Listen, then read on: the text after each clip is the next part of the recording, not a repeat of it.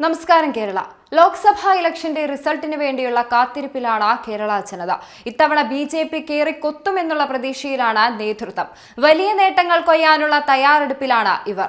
ലോക്സഭാ തെരഞ്ഞെടുപ്പിൽ സംസ്ഥാനത്ത് 4 സീറ്റിൽ വിജയിക്കുമെന്നും 2 സീറ്റിൽ 2ാം സ്ഥാനത്ത് വരുമെന്നും BJP നേതൃത്വത്തിന്റെ വിലയിരുത്തൽ. തിരുവനന്തപുരം, ആറ്റിങ്ങൽ, പത്തനംതിട്ട, തൃശൂർ മണ്ഡലങ്ങളിലാണ് പാർട്ടി വിജയം പ്രതീക്ഷിക്കുന്നത്. ആലപ്പുഴയിലും പാലക്കാടും പാർട്ടി 2ാമതെത്തുമെന്നും പാർട്ടി വിലയിരുത്തുന്നു. ബൂത്ത് തലത്തിൽ നിന്ന് ലഭിച്ച കണക്കുകൾ വിലയിരുത്തിയാണ് സംസ്ഥാന നേതൃത്വത്തിന്റെ നിഗമനം. തിരഞ്ഞെടുപ്പ് സമയത്ത് പലർക്കുമെതിരെ വ്യക്തിഹത്യയുണ്ടായെന്നും പാർട്ടി സംസ്ഥാന അധ്യക്ഷൻ K. സുരേന്ദ്രൻ വ്യക്തമാക്കിയിരുന്നു. സംസ്ഥാനത്ത് 20% വോട്ട് നേടി വലിയ മുന്നേറ്റമുണ്ടാക്കുമെന്നാണ് പാർട്ടിയുടെ പ്രതീക്ഷ. കേന്ദ്രമന്ത്രി രാജീവ് ചന്ദ്രശേഖറാണ് തിരുവനന്തപുരത്ത് മത്സരിക്കുന്നത്. തൃശൂരിൽ സുരേഷ് ഗോപി 4 ലക്ഷം വോട്ട് പിടിച്ച് 1ാം സ്ഥാനത്തെത്തും. സുരേന്ദ്രൻ മത്സരിച്ച വയനാട്ടിൽ വോട്ട് ഇരട്ടിയാകുമെന്നാണ് BJP നേതൃത്വത്തിന്റെ വിലയിരുത്തൽ.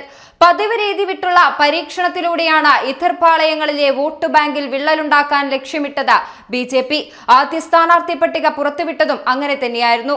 ക്രിസ്ത്യൻ വോട്ടുകളെ BJP പാളയത്തിലേക്ക് അടുപ്പിക്കാൻ PC ജോർജിനെ ചേർത്തു നിർത്തി അനിൽ ആന്റണിയെ രംഗത്തിറക്കിയ തന്ത്രപരമായ രാഷ്ട്രീയമാണ് പരീക്ഷിച്ചത്. എന്നാൽ പ്രതീക്ഷിച്ച സ്ഥാനാർത്ഥിത്വം ഇല്ലാതായതിന്റെ നീരസം PC ജോർജ് പരസ്യമാക്കിയത് ആ നീക്കത്തിന് മങ്ങലുണ്ടാക്കി. ഇതാണ് സ്ഥാനാർത്ഥി പ്രഖ്യാപനത്തിനു ശേഷമുള്ള ഏക അസ്വസ്ഥത. കേരളത്തിന് പുറത്തുനിന്നുള്ള കേന്ദ്രമന്ത്രിയെ മത്സരിപ്പിച്ച തിരുവനന്തപുരം പിടിക്കാനുള്ള നീക്കവും കന്നി പരീക്ഷണമാണ്. BJP ഏറെ പ്രതീക്ഷ വെക്കുന്ന 2 മണ്ഡലങ്ങളാണ് തിരുവനന്തപുരവും തൃശൂരും. വീണ്ടും അധികാരത്തിലെത്തിയാൽ കേന്ദ്ര സർക്കാരിൽ പങ്കാളിത്തം ഉണ്ടാക്കുമെന്നുറപ്പിക്കുന്ന പേരാണ് തിരുവനന്തപുരത്ത് മത്സരിക്കുന്ന രാജീവ് ചന്ദ്രശേഖരന്റേത്. ആ ചിന്ത തിരുവനന്തപുരത്തെ വോട്ടർമാരെ സ്വാധീനിക്കുമെന്നാണ് BJPയുടെ കണക്കുകൂട്ടൽ. ആറ്റിങ്ങലിൽ V. മുരളീധരൻ കൂടി വന്നതോടെ 2 കേന്ദ്രമന്ത്രിമാർ മത്സരിക്കുന്ന ജില്ലയാകും തിരുവനന്തപുരം.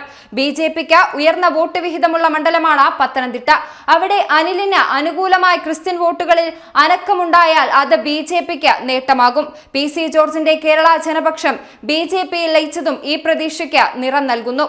കൊല്ലം, എറണാകുളം, വയനാട്, ആലത്തൂർ സീറ്റുകളിൽ സ്ഥാനാർത്ഥിയെ പ്രഖ്യാപിച്ചിരുന്നു. വലിയ പ്രതീക്ഷയിലാണ് BJP നേതൃത്വം. ഇപ്പോൾ ഇലക്ഷൻ പ്രചരണങ്ങളിൽ കത്തിനിന്ന BJP തൃശൂരിലും തിരുവനന്തപുരത്തും വലിയ പ്രകടനങ്ങളായിരുന്നു കാഴ്ചവെച്ചത്. കേരളം പിടിക്കാനുള്ള സാധ്യതയാണ് BJP ഇപ്പോൾ മുന്നിൽ കാണുന്നത്.